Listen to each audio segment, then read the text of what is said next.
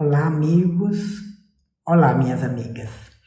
Nós estamos mais uma vez aqui para estudarmos um tema do livro Religião dos Espíritos, Pérolas de Emmanuel, onde ele vai trabalhar um tema muito importante que é sobre a tentação e o remédio. Neste capítulo, ele fala sobre o item do livro dos Espíritos, item 712. Neste item é sobre a lei de conservação. E na lei de conservação, capítulo 5º, 3, que é gozo dos bens terrenos, na pergunta 711, ele pergunta aos espíritos sobre o uso, se o uso dos bens é direito de todos os homens. E naturalmente os espíritos respondem que sim, que esse direito é consequência da necessidade de viver. Porque muitas vezes nós nos perguntamos se o gozo dos bens terrenos é tão prejudicial ao crescimento do espírito, por que Deus nos colocou, não é? E os espíritos nos dizem que Deus não imporia um dever, que é o de viver num mundo de provas e expiações, sujeitos a tantas atribulações, tantas tentações, tantos percalços, se não tivesse também algo que facilitaria essa jornada, que são os bens terrenos, não é? E aí o Kardec pergunta adiante com que fim Deus impôs esse atrativo dos bens materiais, não é? Porque isso nos recorda que os ascetas, os homens santos, eles se retraem dos bens materiais para buscar os bens espirituais. E com isso eles vão trabalhando o espírito e o desapego dos bens materiais, e pouco a pouco aquilo para eles não tem nenhum valor. Só que nós, homens comuns, homens e mulheres comuns, nós ficamos nos perguntando, mas será que é tão pernicioso? E aí os espíritos respondem que esse atrativo aos bens materiais nada mais é do que que Deus, ele instiga ao homem o cumprimento de sua missão para experimentar no meio as tentações. E ele continua, qual que então é esse objetivo dessa tentação?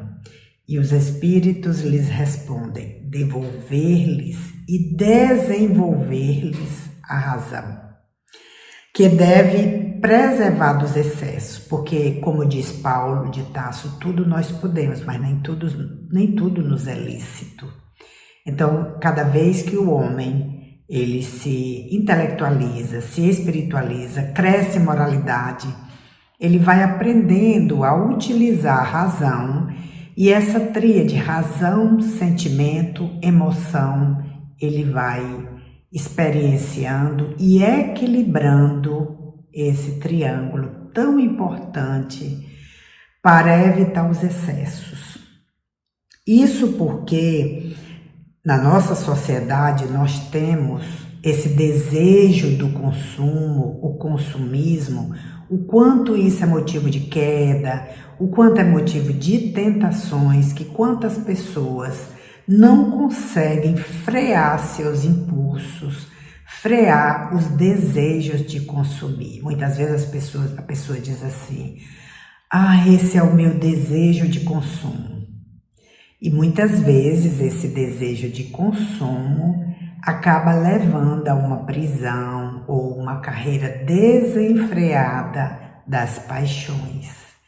E a pessoa se desequilibra e adoece.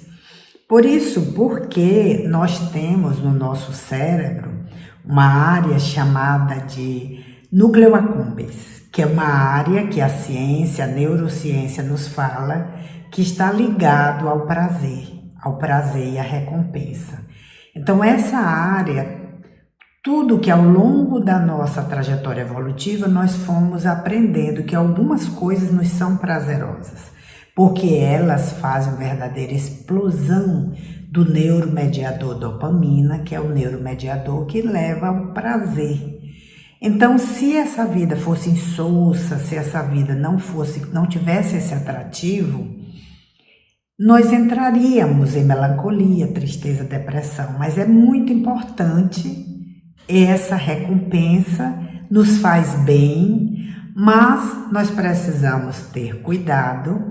Como dizia Jesus, orai e vigiai para não cair em tentação com os excessos. Emmanuel, exatamente, ele vai nos falar nesse item, nesse capítulo sobre a tentação e o remédio, que nós somos como árvores. Nas árvores, no topo, do caule para cima, para as folhas, é a vida presente. Mas ela está fincada nas raízes, que são o nosso passado. Então, nesse passado, nas tramas dos nossos pensamentos, de vivências passadas, estão enovelados, muitas vezes experiências dolorosas, traumas, sombras, que nos envolvem e influenciam a vida presente. Além disso, ele fala também sobre a atuação dos nossos irmãos desenfeixados da carne, desencarnados, que muitas vezes são afetos, mas muitas vezes são desafetos. E muitas vezes eles são como se fosse um estímulo para aquela ideia.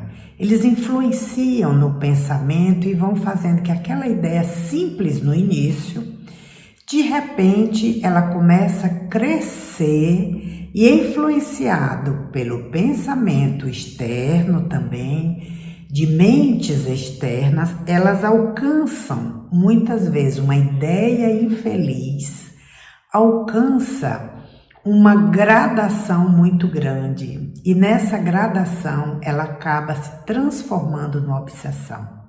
Uma obsessão manifesta. Quantas vezes a pessoa tem um desejo de consumo que acaba se transformando numa verdadeira obsessão. A pessoa só pensa naquele desejo e esse desejo muitas vezes leva a atitudes degradantes, leva a atitudes perniciosas, desequilíbrios, patologias da mente, da alma e do corpo físico. Mas a vida é renovação. E Emmanuel nos ensina duas coisas importantíssimas para vencermos a tentação. Em primeiro lugar, a bondade. Em segundo lugar, o trabalho.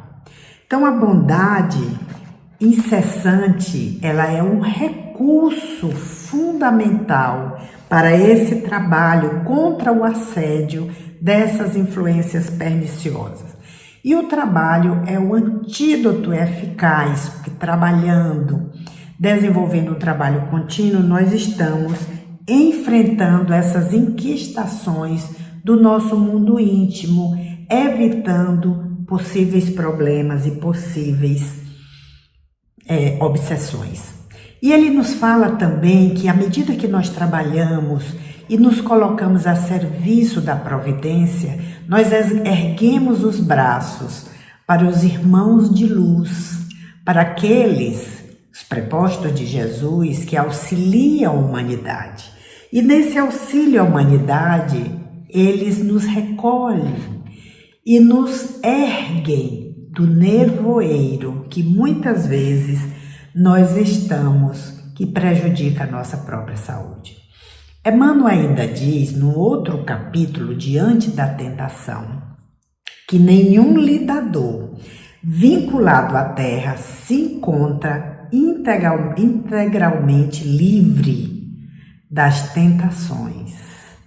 Todos nós, ante a sublimidade do Cristo, somos almas em libertação gradativa, pouco a pouco buscando a vitória sobre nós mesmos. Então ele termina o capítulo Tentação e Remédio dizendo Se aspiras à vitória sobre o visco das trevas, que nos arrastam para os despenhadeiros da loucura e do crime, ergue no serviço da felicidade ao próximo o teu caminho, o altar dos teus interesses, porque mesmo o delinquente, confesso, se propõe a ser o apoio da luz, ele passa a ser o mensageiro da paz e do bem na terra.